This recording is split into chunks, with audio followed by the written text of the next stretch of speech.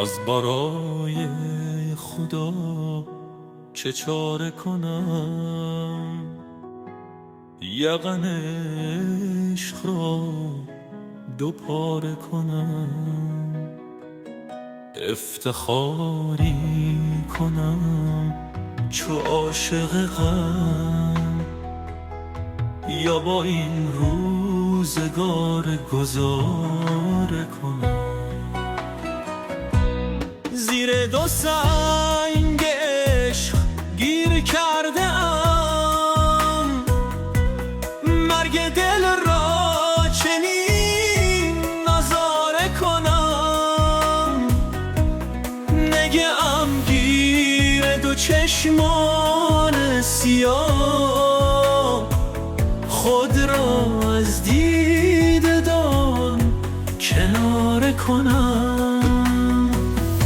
سوی دوگر پری چشم آبی،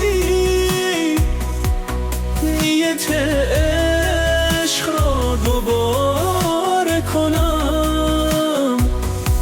گه این سو گهی آن سو نگرم، نگاه عشق را ستاره کنم.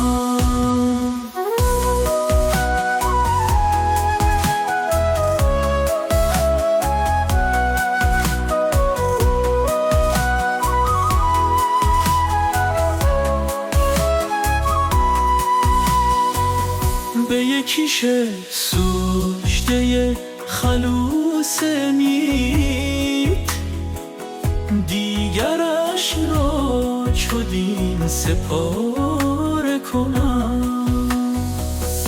اندر این گیر و دار تا دم صبح، گناه پیری را کفاره کنم.